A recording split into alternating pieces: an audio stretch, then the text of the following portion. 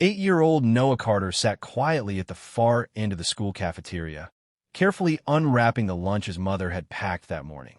His lunchbox was old, with a faded blue rocket ship printed across the lid, and one corner had been repaired with silver tape after the hinge broke several months earlier. Noah didn't mind. He loved that lunchbox because his mother had bought it for him when he started second grade. Inside were 2 turkey and cheese sandwiches, a small packet of apple slices, a chocolate chip cookie, and a juice box. Noah had been hungry all morning. His teacher had given the class a surprise math quiz, and Noah had spent most of the morning worrying about it. He wasn't particularly good at math. His mother worked long hours at a small grocery store, and there wasn't always time for her to help him with homework. Noah usually studied alone at the kitchen table after dinner, while his mother counted the money in her purse and quietly calculated which bills could wait until Friday. But despite everything, his mother always made sure he had lunch. That day, Noah had just taken his first bite when he noticed the boy across from him staring at his cookie. Noah smiled and pushed it toward him. "Want half?" The boy shook his head. "No, thanks. You can have it." "No." Noah shrugged and took another bite. He had learned that some people said no even when they wanted something. After school, Noah walked home along Maple Street. His mother wouldn't be home for another 2 hours, so he stopped at the small neighborhood park where he usually played until she finished work. That was when he saw the man beneath the oak tree. He had seen him before. Everyone in the neighborhood had. His name, according to the faded cardboard sign beside him, was Daniel. He was probably in his late 60s. He had gray hair, a short beard, and a tired face marked by deep lines around his eyes. He wore an old green military jacket, though Noah didn't know if it actually belonged to him. His boots were worn and cracked, and beside him sat a small black backpack. Most adults walked past him without looking. Some stared, some whispered, some crossed the street. Noah had never understood why. He only knew that the man always seemed lonely. That afternoon, Daniel was sitting with his back against the tree, staring at the ground. Noah stopped. He looked at Daniel. Then he looked at the paper bag in his hand. Inside was the second sandwich his mother had packed. He had planned to eat it when he got home. Noah hesitated. He was hungry, really hungry. His stomach growled. He took a few steps toward Daniel, then stopped again. Finally, he walked over. Daniel looked up. For a moment, he seemed surprised that someone was talking to him. "Hello, kid." Noah held out the paper bag. "You can have this." Daniel stared at it. "What is it?" "A sandwich." "I figured that."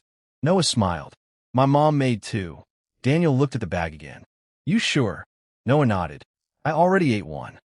Daniel slowly accepted it. "Thank you." Noah sat on the grass, several feet away. Daniel opened the bag. Inside was a turkey and cheese sandwich wrapped in wax paper. Daniel stared at it for several seconds.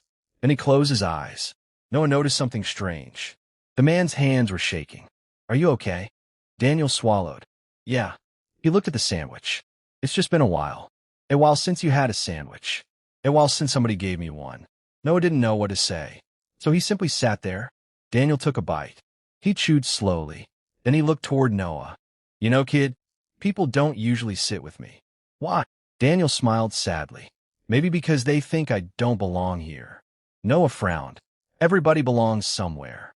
Daniel looked at him. Those words seemed to hit him harder than Noah expected. For a few moments, neither spoke. Then Daniel asked, "What's your name?" "Noah." "I'm Daniel." "I know." Daniel laughed softly. "You know my name? It's on your sign." "Oh." Noah pointed at the military jacket. "Were you really a soldier?" Daniel looked down at the jacket. "Once." "Did you fight in a war?" Daniel nodded. "A long time ago." "Were you brave?" Daniel looked away. "I don't know." Noah thought about that. "My mom says brave people are scared but do the right thing anyway." Daniel slowly turned toward him. "Your mom sounds like a smart woman." "She is." Noah smiled. "She just worries too much." Most mothers do. Noah didn't realize it then, but those simple words would stay with him for the rest of his life. The next day, Noah returned to the park. Daniel was there. Noah brought another sandwich. Then the day after that, and the day after that. Soon it became their routine. Noah would finish school, walk to the park, and sit beside Daniel beneath the oak tree. Sometimes Noah brought food. Sometimes he brought nothing. Daniel never complained. Instead, he told Noah stories. He told him about the places he'd seen when he was young. He told him about mountains, deserts, long roads, and quiet nights beneath skies filled with stars. He taught Noah how to tie knots. He showed him how to fold a paper airplane. He taught him how to recognize different birds. And whenever Noah complained about something small, Daniel would listen patiently. One afternoon, Noah said, "I got a C on my math test." Daniel nodded. "Did you study?" "Yes." "Then why are you upset?" "Because my mom will be disappointed." Daniel shook his head. "Your grade doesn't decide what kind of person you are." Noah looked at him. "Then what does?" "What you do when nobody is watching." Noah remembered those words. Meanwhile, Daniel had begun to change. He shaved more often. He washed his clothes at the public laundromat. He kept his belongings organized. And most importantly, he smiled more. People in the neighborhood began noticing. One afternoon, Noah's mother, Sarah, arrived at the park unexpectedly. She had finished work early. When she saw Noah sitting beneath the oak tree beside Daniel, she froze. Her face changed. "Daniel?" Daniel looked up. The color seemed to drain from his face. "Sarah?" Noah looked between them. "You know each other?" Sarah didn't answer. Daniel stood slowly. Sarah took a step backward. "Where have you been?" Daniel lowered his eyes. "Everywhere. You disappeared." "I know. You didn't call." "I couldn't." Sarah's eyes filled with tears. Noah stood up. "Mom." Sarah looked at her son, then back at Daniel. She wiped her eyes. "We need to go home." Noah didn't understand. "But..." "Now, Noah." He followed her. For the entire walk home, his mother said nothing. Finally, Noah asked, "Who is he?" Sarah stopped. She looked at her son. "He's someone I used to know." "Ow!" Sarah took a deep breath. "Daniel was your father's best friend." Noah froze. "My dad's." Sarah nodded. Noah's father, Michael, had died when Noah was 4. He remembered very little about him. A warm smile, strong arms, the smell of aftershave, a red baseball cap. That was almost everything. Sarah had rarely talked about Michael. Not because she didn't love him, because talking about him hurt too much. But now Noah understood something. Daniel wasn't a stranger. He was connected to his family. That night, Noah asked his mother what happened. Sarah sat across from him at the kitchen table. She held an old photograph in her hands. In the picture were 3 young men wearing military uniforms. One was Daniel. One was Michael. The third was a man Noah didn't recognize. Sarah's voice trembled. "Your father and Daniel served together." "What happened?" "They were sent overseas." "Did Dad save Daniel?" Sarah looked down. "Daniel saved your father's life." Noah stared at the photograph. "What happened to him?" Sarah sighed. "After your father came home, Daniel struggled." "With what?" "Everything."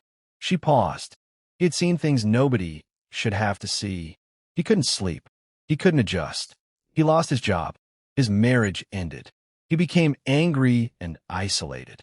Why didn't Dad help him? "Your father tried." Sarah looked at the photograph. "But Daniel pushed everyone away." Noah was quiet. "Then Dad died." Sarah nodded. "After that, Daniel disappeared completely." Noah thought about the man beneath the tree. The lonely eyes, the shaking hands, the old military jacket. He finally understood why Daniel had looked so surprised when Noah gave him the sandwich. Maybe the sandwich wasn't what mattered. Maybe someone simply remembering him mattered. The next morning, Noah went to the park alone. Daniel was there. Noah sat beside him. "My mom knows you." Daniel stared at the ground. "I figured she would eventually." She said, "You saved my dad." Daniel nodded. "Your father saved me first." "Ow!" Daniel smiled faintly. "That's a long story. I have time." Daniel looked at him. Then he began. Years earlier, Daniel and Michael had served together. During one dangerous mission, Daniel had been injured and trapped. Michael had refused to leave him behind. He had carried Daniel through difficult terrain until they reached safety.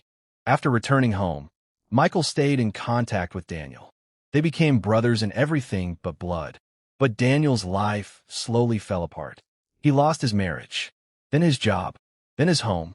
He stopped answering calls. Eventually, he disappeared. But there was one thing Daniel had never told anyone. Michael had once made him promise something. "Promise me," Michael had said, "that if you ever lose everything, you'll let someone help you." Daniel had laughed. "I won't lose everything." Michael had looked at him seriously. "Promise." Daniel had promised, but when his life fell apart,